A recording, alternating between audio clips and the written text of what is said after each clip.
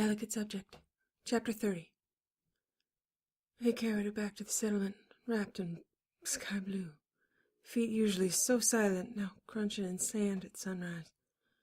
She snuggled in closer to his chest, getting slowly used to the idea that he was smiling.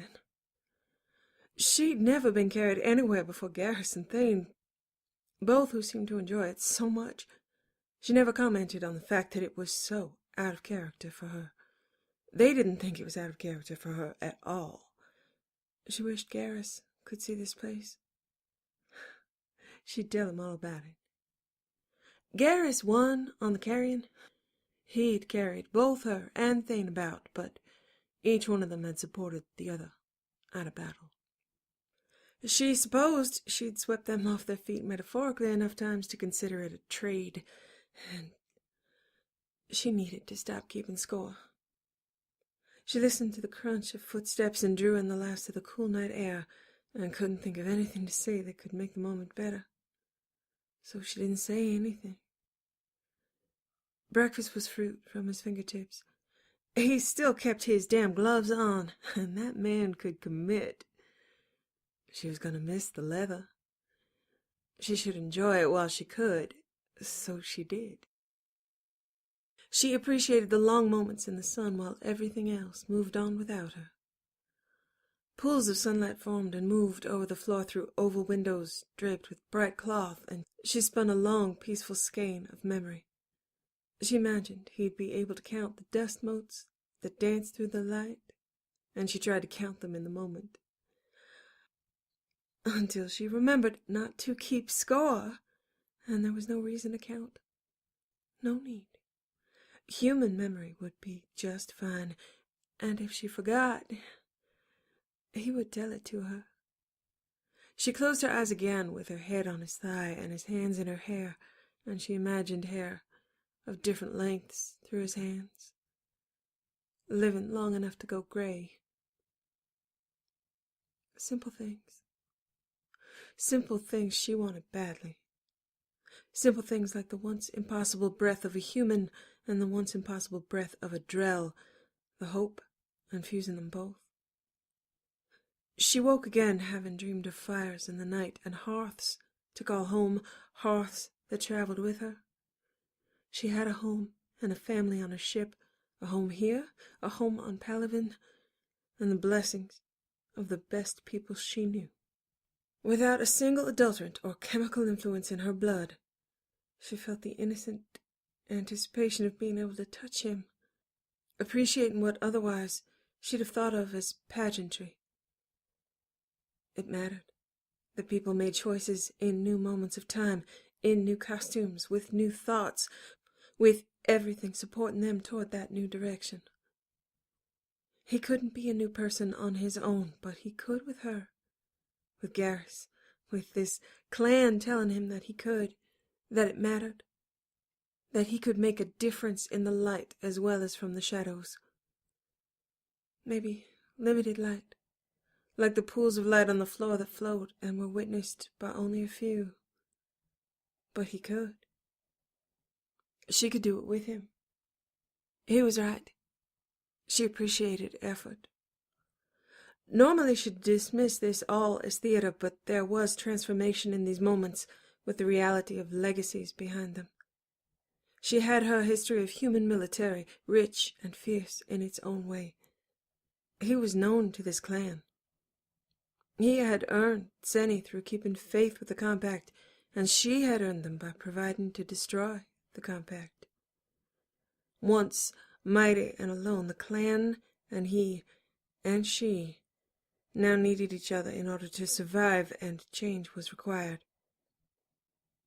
In these moments of calamity, individual people wielded power of destruction and creation unprecedented at other times. This was a perfect place for new beginnings, bound wrists, and for her eyes to alight on beautiful things, beautiful people, beautiful ideas. Inspiration. She had no idea if he slept at all, but he was relaxed, his voice easy and warm, his lighter smile breathtaking. He lifted her shoulders to pull her across his lap and said, "It is time to prepare, Jane." He moved one finger over her bottom lip, open fascination and adoration on his face. "What do I need to do to prepare?" "Wear your sunny. No shoes." I imagine there is no Drell tradition for hair. She expected him to elaborately do something about that, but he said, "Hair down, free, the scent of desert breeze and sun." She thought of telling him he had made her whole, but he wouldn't believe it. And it was perhaps not true. She had been whole unto herself in his sense, but she had been alone in that place. She'd give her life for his, and that again was perhaps not something unique. He would like to be more exclusive, and she could try for accurate. She no longer doubted her beauty in his eyes. He knew of his own. She discarded those observations as obvious. She looked at this man and thought, Senna. He expected no vow from her, and she had none prepared, but she said, "Seeing myself through your eyes has been a blessing. You have kept me company where I thought I would always be alone. And your presence and faith has allowed new life and hope on what I considered salted and defiled ground. You have made me happy." He tilted his head as though embarrassed. Happy and embarrassed as he tilted his head down, kissed the top of her head, then held there as she said, "And I can't wait to kiss you. This is definitely better than the medbay." With laughter, he shifted her and swung her off the bed, carried her back to her dress, set her down in front of it, trailed his fingers over the straps, and with his beautiful smile that squeezed her heart again, he was gone. Getting dressed took approximately 90 seconds. She hadn't lost her reverence for the cloth, but she did know she couldn't harm it, and she had no adjusting to do because the straps fell perfectly over her shoulders and hips. Barbaric and stark, night sky to Thane's dark jungle. The mood of the last day had cleansed her of keeping score, but not of appreciation. The Drell had always been so forbidden. Urim had kept her separate from his life by her inclination, but there had always been a bit of her wondering how well accepted she might have been. Thane had been severed from Drell society, and this small patch of acceptance and rebuilding made these Tseni unique. Regardless of whether or not Kalahira would watch over her, she would watch over these people. She would honor what it meant to them, accept the beauty, and believe that Mariel knew the potential of this place, that each Drell child here could grow up healthy and protected, and that was certainly worth a dress, even a dress of such regal provenance. She took it upon herself that this dress was a covenant to continue to protect this valley. She had a brief thought of possibly settling people into planets with civilizations that had not reached space travel. Maybe 50,000 years ago, if a few Protheans had settled on Earth. Reapers couldn't be that omniscient, could they? Alos had survived. Her head shone briefly as she looked at herself in the mirror, focusing on the Drell for a moment. She had a slow smile as she had an idea. If they couldn't convert Drell assassins, maybe they could hire them. So when Thane came to collect her, the eyes that met his in the mirror were love and war. It was entirely redundant at this point to discuss how much he took her breath, so her eyes lingered on his bare hands. Luxury and promise. She suddenly sympathized with Victorians' fluttering hearts over bared ankles. She would never take skin for granted again. He told her, "Jane, you will make me blush." I don't believe it. Maybe if your markings were red, you'd turn brown, but you're already green. He indicated the exit, saying, "I do believe you could make me greener. Come." He still wasn't going to touch her, but he did present her with his elbow, and she tucked her hand lightly on the bands, unwilling to press through or cheat. He had orchestrated a moment, and she was a convert to his particular flair of drama. Before he opened the door to leave, he turned to her briefly and combed his free hand through her hair. Desert breeze and sun and venom. He gazed at her for a long, memorizing moment, and she wondered about what he'd said about Drell memory, what thoughts he was investing in her, how this moment would be recalled in perfect clarity. Walking through the central causeway to the main traditional building, it appeared everyone had turned out. She imagined they were definitely more entertaining than tumbleweeds and coyote. She was entertained. A little Drell girl ran up to Thane. He was likely the most familiar, and handed him a flower, giggled, and ran away. He thanked her, rapidly retreating back, and anchored the flower in her hair, taking a moment to wrap a lock of her hair around the base, the bloom white and iridescent in a six-pointed star petal pattern. She said to him, "I'm glad someone else is more nervous than I am." With a final adjustment to the flower, he said, "Everyone is more nervous than you are, see her?" She raised a brow. "Even you?" He said in a slightly shocked tone, as though she were a fool. "Especially me." "I do not believe you." "Consider, Sirha, if we do not please you, you could perhaps destroy us all with a word." "Then I shall do my best to be pleased." He smiled at her and said, "I am gratified to hear it." Mariel met them at the threshold and ushered them in. The central tent structure had a flame bowl wide as a fire pit, burning orange, a rich, sharp incense that made her lightheaded. Venom incense? Some community intoxication? The Drell did not screw around with ceremony. Good thing she didn't have to make a vow. Now she had to manage to not laugh. Definitely no snorting. That almost made her laugh. Mariel gestured, and she had no idea what that gesture meant, so she looked at Thane, who knelt facing her. So she knelt facing him because that was her only option. Plus, if she did it wrong and they displeased her, she apparently just had to find a word and they'd all die.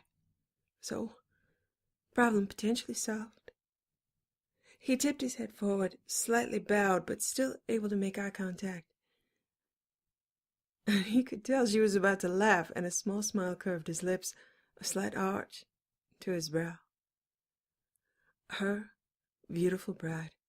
He was her beautiful bride, and she was so proud. Mariel put her hands on their heads and murmured in words that were not translated. Too soft for her to hear, and possibly from some Drell language that was no longer spoken. Or Shepard was too high to make it out. She really should have insisted on a rehearsal. Mariel lifted her arms and the tent entrance was opened. Those who had lined the streets entered, and as she watched, the last two people in were Garrus and Kolyat. Her eyes streamed tears as they walked toward them. Garrus stood behind Thane. Kolyat stood behind Jane. Garrus had the same smile he'd had since Thane had returned, and she'd asked to kiss him. She was in love with some sneaky people. She loved them so much. Mariel's voice drew her eyes from Garrus, who put his hand on Thane's shoulder and tilted his head forward, breaking eye contact. She looked at Thane with tears streaming, bent her head forward as he bent his, and Kolyat's hand came to her shoulder. Mariel said, "We all stand on new ground. We all stand for new hope. We are few, but we survive, and together we forge our path forward. The laws and customs that have bound our ancestors still guide us each day, and we find ourselves in the living sands with new thoughts, new faces, new goals. I have bestowed Tseni for a lifetime, but never seen two worn by the living in the same place, never a human, never two choosing to bind wrists. I have never felt a gift so richly deserved, never wished happiness upon others with a more hopeful heart. Thane Krios, you have set our children free, our children that suffered in ways we did not comprehend. They belong to us now, and their paths will no longer be shadow and death. Jane Shepard, you have lifted the bondage of Keprals from many Drell, and your home world has become our new home, where children will grow free of illness and violence. Here we shall practice the wisdom of our heritage, welcome the gifts of a new world, and strive to give back to Earth as her new children. May the gods grant you their blessings, as you have granted your blessings to us." She turned to Garrus and nodded, turned to Kolyat and nodded, and said, "Witnesses, I thank you for your blessings." Kolyat spoke softly. "Jane Shepard, you gave me my father. You did not give him back to me. He had not been mine before. Yet now I know him, share a life and a hope with him, to save our people, to save all peoples. My mother was a woman of beauty and generosity, and I know she would wish for me to speak for her. She and I wish you both the joy and happiness that has been denied you while your paths in life were severed. I give my father to you, and may all walk together and meet at the shores, having given the best of ourselves in this life. Be free of wrath and fear as you walk together, a gift my father gave to me, which I give back to you both." Tears dripped down her face as she imagined outrage and sunset-colored eyes, her only vivid image of Erica, replaced by the scent of incense and a smile to echo Kolyat's words. She thought, "May I be forgiven, Erica, for what I have done to this man. May your wish of clarity and peace for him be fulfilled. May you live whole by the shore in happiness until the day comes where I can clasp hands with you and see forgiveness in your eyes for myself. Thank you for the gift of your son." After a few moments of silence, Garrus spoke. "Thane Krios, my Invasno, and keeper of my dreams, I give to you Jane Shepard, whose shadow has marked my path many years of my life. She is my inspiration and hope, and you were first to see the unspoken truth that I would follow no other in a lifetime. The truth of her has not diminished, but the truth of you has grown. I would follow you, or walk beside you on any path.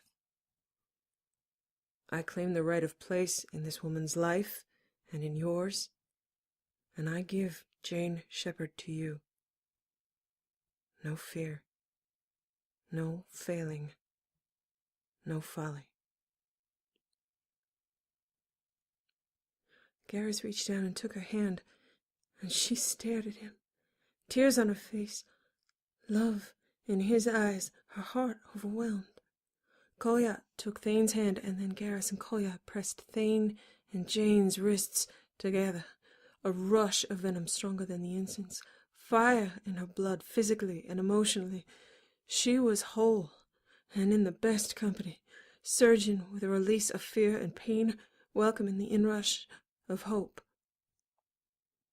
Mariel bound their wrists with a strap of Thane fabric in their colors together, his green and her blue, the black that they shared dividing and embracing bands of color and tracing patterns of earth and Drell ancestry.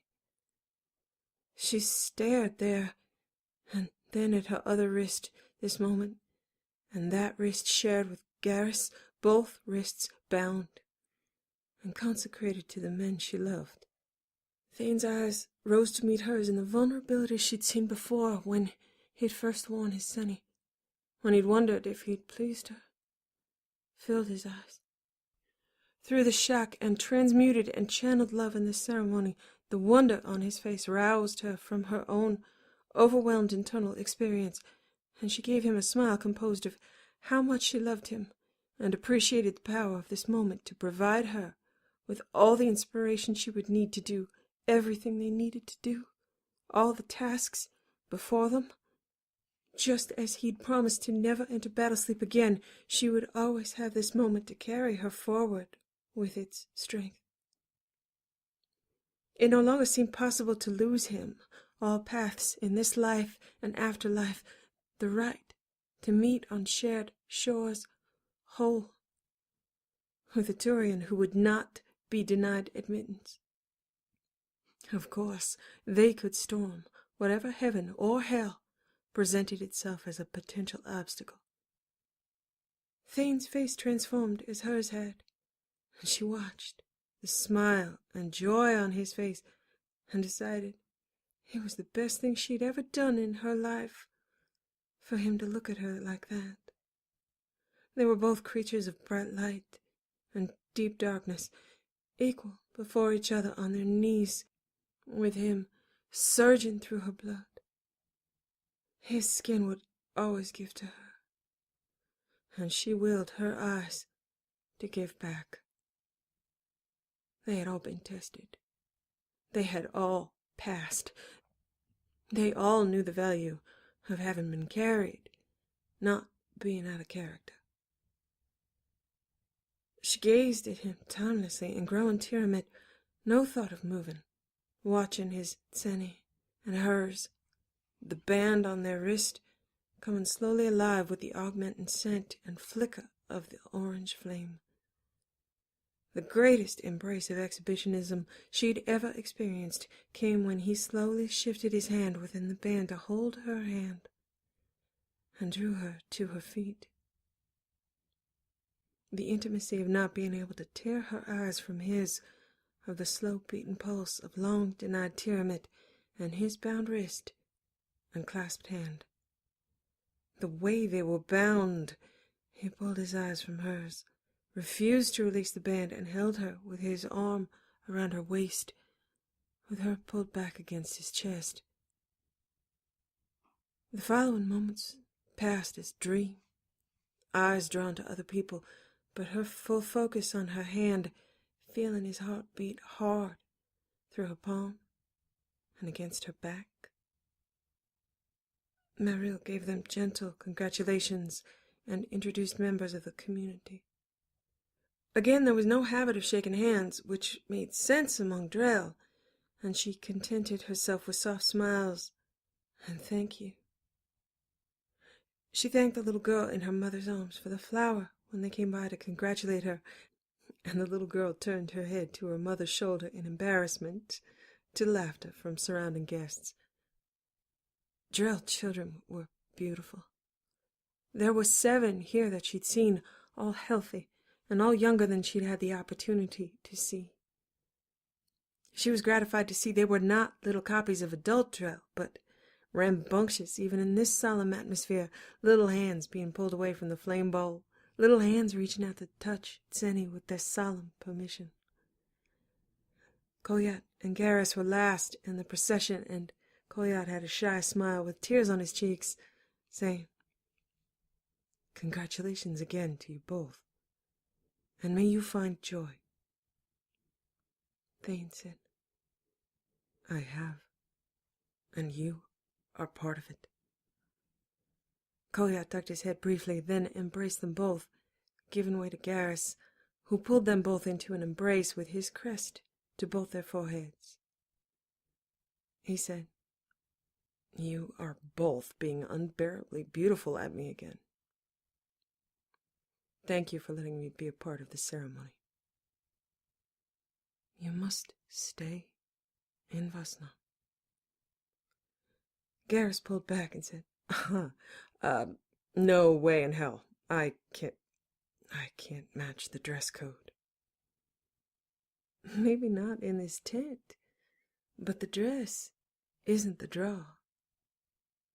Garrus smiled at her and reiterated, "No, thank you, but no. You both deserve some time to devote to each other." When they both moved to protest, he said, "No, don't ask again. Don't insist. I know you have both stepped aside for me. Allow me to step aside for you. I don't feel unwelcome. It's a gift I wish to give. Make up for lost time, and then there will be no more lost time." She stroked a hand along his cheek, kissed a mandible, and said, "You are unbearably beautiful, Garrus Vakarian, and both Thane and I know it." Garrus's grin was wide. "Enjoy your time in this lovely place. Maybe someday we can all come back, after we've made sure everyone here will always stay safe." They nodded and said, "So we shall." She imagined a sunny band with colors of Vakarian blue and the beaten silver of his plates, and looked forward to that day. Garrus drew their right hands into his, light shining on their wrists, kissed the back of their wrists in turn, and then left. Thane held her back against him, breathed deeply once, and then released the band on their wrists to a soft, involuntary protest from her. He tied the strap around her throat instead, and her fingertips smoothed along the fabric. The reason became apparent as he lifted her into his arms and said, "This is a human tradition, is it not? To carry you over thresholds?" She steadied herself in the pyramid and smoke, arms secure around her, dizziness and wobbles in her limbs. She said, "Yes, but usually only one threshold. That's what's practical." He smiled at her. "Today is not a day for practicalities, Jane." That was obviously true. He carried her back through the settlement, the piercing dry air filling her lungs, eyes dazzled by the sun. He carried her back over the threshold of the small utilitarian living quarters they had been given, but it had been transformed in their absence. Every surface was spread or draped with fabric, ceiling, floors, bed, circular windows covered with translucent yellow fabric that granted privacy. Several of the small glowing yellow light sources were nestled into swirls of fabric. Fruit and nectar and flowers covered table and dressers. A small bowl of orange flame burned, the air scented, securing her in a warm cocoon. He had assured that the tone of Tiramit was of peace community, love. Unlike any introduction to the state in her experience. And she was filled, sated, and as he put her feet down on soft fabric, sand scattered. She had no words and no expectations. The hypnotic rush transformed as though she had never experienced it before. Hunger had not been part of her introduction to this state, only satiety and abundance, only the knowledge of no lost time. Had she been starving before setting foot here, she had had so much fed to her from his fingertips that she wanted, needed no more. She was home. A place she'd never been. A welcome she'd never felt. A rightness. He lifted her chin with a fingertip, incense and swirl of pyramid on her in-breath, and he saw her. He always saw her. He did not need to ask disingenuous questions or tease some answer from her. He built a moment, and he drank in the results from her, watching her for long moments as satisfaction shorn of calculation lit his eyes, lit his smile. He knew in this state that to ask her what she wanted would confuse her. To ask her if she wanted something would make her choose to want it because he had asked. He knew her, and no words needed to rush to her lips. He could hear them through her skin. He always could. He turned her until she was pulled back against his chest, and he said against her ear, "I have desires, Jane. Upon seeing your Tseni, the only thought that gripped me was how well." He slid his hands over the straps on her hips, fingers spread on the open spaces between them. My hands would fit. Here.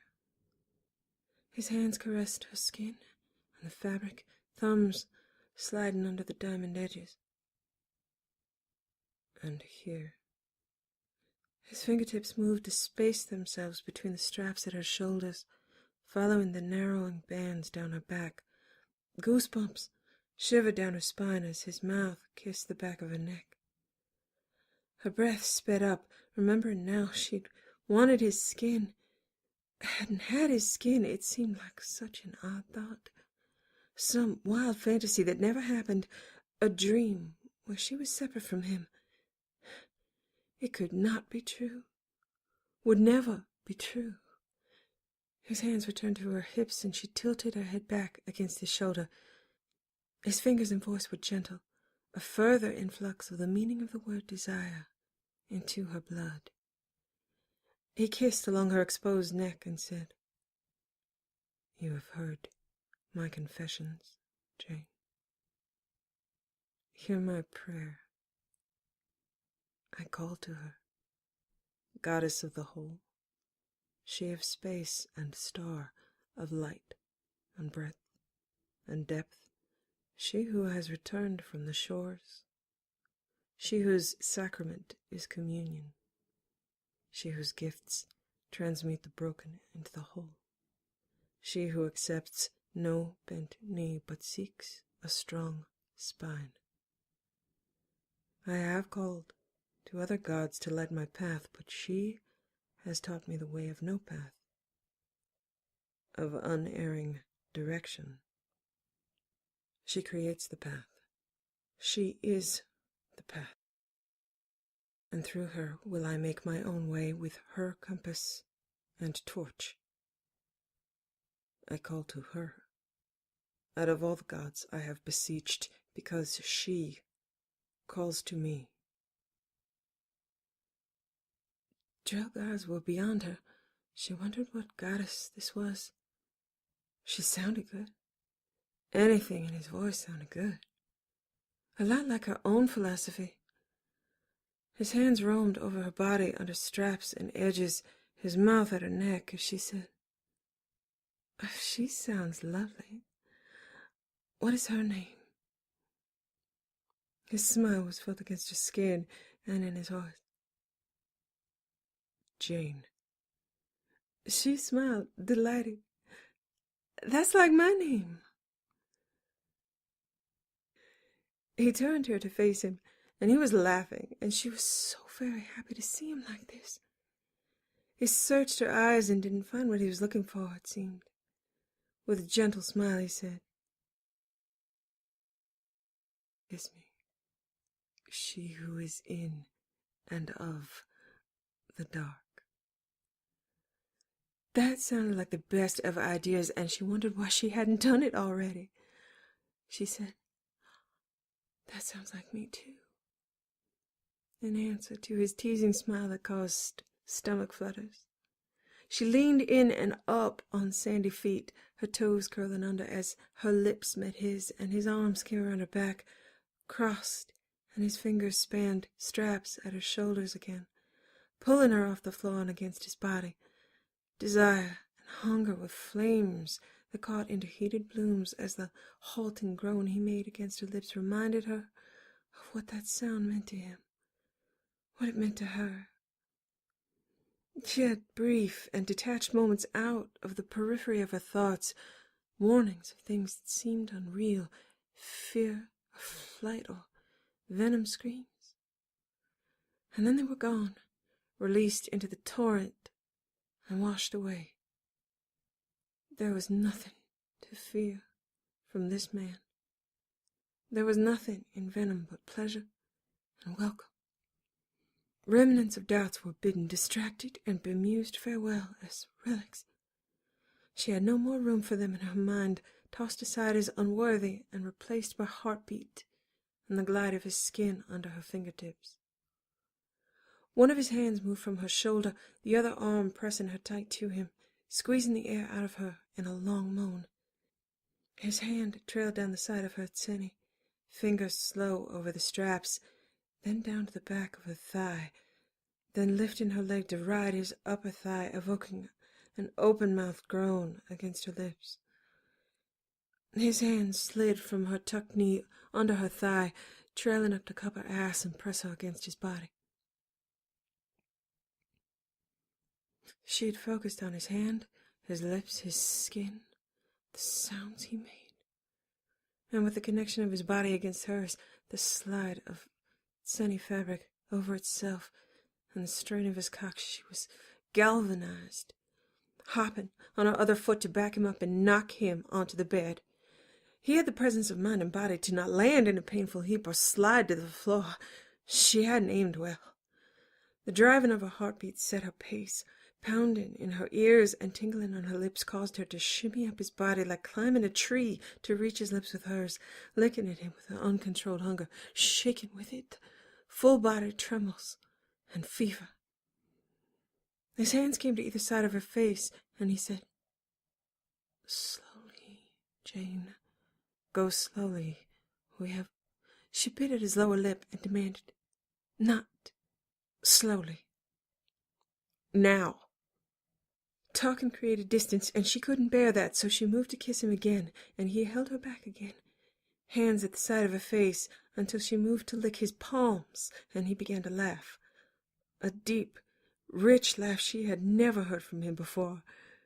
She turned to look at him and said, "You are my beautiful bride." That made him laugh until he started to cough, and she started to laugh with him. He searched her face and stroked hair back over her ears and said, "Jane, please, for your beautiful bride, please, go slowly." The entreaty in his voice calmed her, and she said, "For you." Laughter faded from his voice, but his features were still joyous, relaxed, as he said, "I promised myself, I promised you, I would do you no harm." She started to bargain and asked, "Just a little harm?" His eyes splashed with lust and humor, and he said, "Jane, if you wish to leave this bed with any harm you choose, I am the beautiful bride to do it, but allow me to build the harm." You must open your eyes and your heart to me if I ask. You must tell me your desires. I will bring them to you one by one until you are exhausted, until you beg me to stop. This I promise you. Will you permit my guidance until I see in your eyes, hear it in your voice, feel it in your body that you are yours as well as mine? She considered, but he was very convincing, and it didn't take long before she said, "Okay, for you." His thumb stroked her cheekbones, and his mouth met hers, soft and gentle, as he murmured, "Taste, Jane, slowly, until you are sated. Your blood will know. You will know." She kissed him and trailed fingertips along his throat, faith that he was right, and this hunger could fade, would not be eternal. It had been too long, painfully long, remembering the hunger she wished to rush through. She slowed and listened to his groans against her mouth. His hands moved again to the straps on her hips, gently rocking her against him. Touching him felt like recovering something stolen and feared to be lost, defiled, and it cut like the sharp edge of ragged hunger until she did slowly ease to full tenement with the dancing notes of the incense, steadied from the storm, trusting him. She wanted him, but the frenzied, desperate edge faded, and she listened to his voice as she trailed kisses over his throat, filled and flowing. He said, "I have a desire, Jane." His hand left her hip to release the catches on the placket on the front of his semi-garb, something she would never have figured out. She was ready to try to tear it with teeth. He said, "Ride me. Let me watch your eyes. I promise to strip that lovely dress from your body, but first, let me see your body rise and fall on mine, my hands under the fabric, your fingers seeking my skin." She'd been drowning in possibility and freedom, no breath in her lungs, and he transformed the churning depths to sand under her feet, and the narrowing of cacophonous notes into a desired melody. With his voice and the shape and form of his thoughts as guide, she could discover her own desires. But right now, she wanted this because it was not only hers, it was his, and she could make it theirs. Without the overwhelming molten chaos in her mind, she remembered more of this man, isolated moments. And overwhelmed as she was, she used those moments as inspiration. Her hands stilled and her heart slowed from frantic to intent. She tried to remember other times when he had asked her for something instead of simply taking it, and she knew he could. He rarely spoke, never laughed, not like this, and he was as much a new man as she was a new woman. The spear of his words shone like a new relic, something to be placed carefully and honored. Her eyes blinked over the waves of reminders of so much time where he poured pleasure into her, and she could not return it. She took his hand, kissed the center of his palm, placed that hand on her hip, and then repeated that with his other hand. She took a long moment to appreciate the banded fabric that flowed with his breath and the muscle underneath, the images that teased her mind. Her attention was drawn to the deep red flare of the heart-shaped frill at his throat. She traced those lines with her tongue and lips and fingertips, finding her calling. She rocked her hips against him as his fingers tightened on her skin, and his breath failed its pace and broke into soft moans and half-swallowed groans and sharp intakes of air. Her fingers tangled under straps of Thane, stroking and scratching at his skin. She did this until he was panting, head thrown back, her teeth on the cords of strain on his throat. She braced herself momentarily with one hand at the side of his chest and tipped his head back down so he could see in her eyes that she belonged to herself. She said softly, "There will be no harm between us in this room, or any room we share. There is no harm in your skin. You are not alone watching over me. We watch over each other, and we have learned how. Open your fists and release what you hold, as I open mine, and all that will remain will be open hands on treasured skin." Stunned shock washed through his eyes, tears from both of them in a long moment before he said, "I do not know how to do that." Echoes of her words. She echoed his words back to him. "We will learn together." She did not need to learn how to touch him.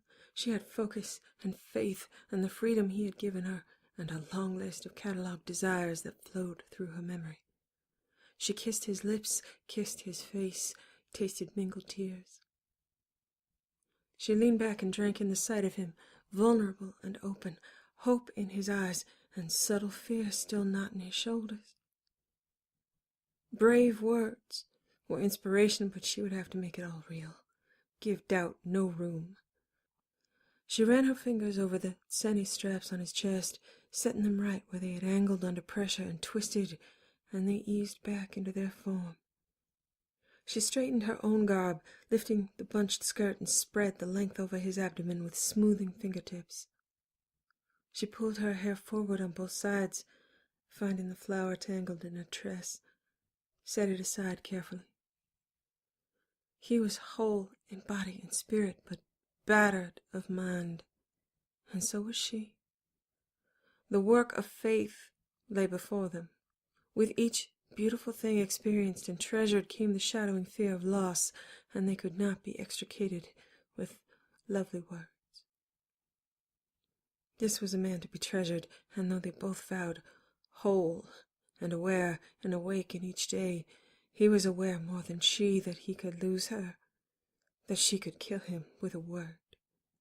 Having invoked the invincible, she sensed the delicate and sensitive in him, seen in his eyes and felt in his breath, ragged not just from lust but from the fears that had plagued his days of planning, that his skin would drive her to pain, that his body would force her to fold harm into herself.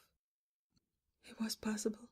It was even probable, and her chaotic moments here could only have underscored his apprehension that he would hurt her, and he would never know.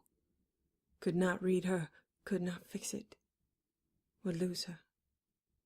He had accepted it as an outcome and would allow that delicate, sensitive heart to be rejected after all his preparation and hope, after all his effort set forward to give her an option she might take for her own sake.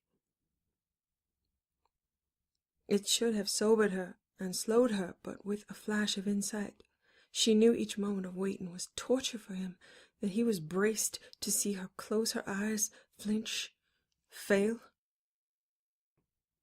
No more words, no more hopes, only granting him the spoken desire that allowed him to see her eyes, gauge for himself, in her timid state of unsteady control, whether or not she lied to him, and would keep a clenched fist while he opened his, promise her heart and deliver despair.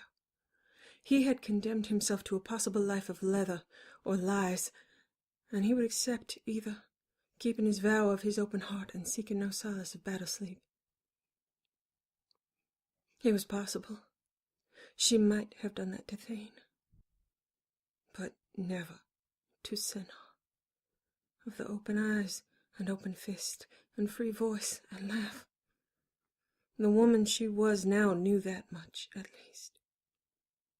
For him, she would learn how. They would never speak his name or of her past, but she felt that bond of reversed silence. They'd kept each other company in the dark places without knowing, and now they kept each other company in the knowing. Perhaps he thought of her with flame invest in her eyes as she thought his birth name. She put nothing in her eyes that did not belong there. No force, no determination. She thought of his name as he trembled, gave no promise but to serve the pleasure in each moment. It was new, and she truly did not know how to serve each moment. To not force an expression, a sound, a listen, a counted number, a score. A wonder of empty spaces, no pressure to perform, relaxed her shoulders and slackened her features. She held his eyes with hers, letting his desire guide her. She moved her hands under the fabric of her dress and released his cock, letting her hands glide along his length. Then she knew what he needed to see in her eyes, what he had asked her for, what he had demanded. Flame. That was not manufactured. That would always be real, a reflection of something ever burning. She recalled his prayer to she, and a smile curved her lips as she finally realized it was about her. She needed to learn to burn for him, but not to burn him or herself. It seemed ridiculously easy, and her lips curved further as she saw his eyes search her face. There would be nothing there for him to find but faith and fire. And now she knew it. She tested the rise and fall of her thighs, warm light casting shadows and changing paths of glowing skin. She pressed the gliding length of his cock against her body, fingertips spreading slick wetness from him, from her, over straining flesh. Her eyes on his, she felt the flame leap as she angled her hips to claim him as hers, with no admission of question or doubt. She spread her fingers over the top of his on her hips and watched him as she saw the fire spread and burn away doubt in his eyes. She was slow and deliberate, fed the fire with the burning in her thigh muscles, the tightening of his hands on hers. He searched her face and her eyes until he couldn't, until closed and double-lidded eyes tried to stay open. Sweat dripped down her body and beaded on cloth. She saw the moment when he believed in her truth, when searching faded from his eyes and a convulsive shudder passed through him, the true release he had sought. When he opened his eyes again, she saw certainty and lust. He adjusted his grip on her hips, adding the strength of his arms to the drive of her thighs. He set a faster pace, and with the waves of dizziness that came with it, in order to keep the pace he set, she leaned forward, fingers tangling in his straps, nails on his skin. He shifted his hands off her hips, one under the dress, thumb at her clit, nails at the crease of her thigh, his other hand tight under the bodice, fingers trapping a nipple between them and rolling. Her hair spilled over his chest as her eyes closed. Her elbows trembled under the strain. Her thighs trembled. She collapsed forward, her lips seeking his ravenous with the forgotten and remembered right to kiss him. Her hands on either side of his throat. The hand on her breast moved down her back to her hip again, forcing the pace until soft murmurs of demand and her name against her lips caused the rushing, blinding clenching of her body around him to crest, and he joined her, a frenzied growl against her mouth and both of his hands pressing her hips down. Exhaustion and his arms around her crushed her to his chest, and panting breath took up the sound in her ears until she heard herself say, "You're mine, because you gave yourself to me. I'm yours, because I gave myself to you. Don't ever forget it." She heard the smile in his voice. and a small echo of Garrus's style as he said,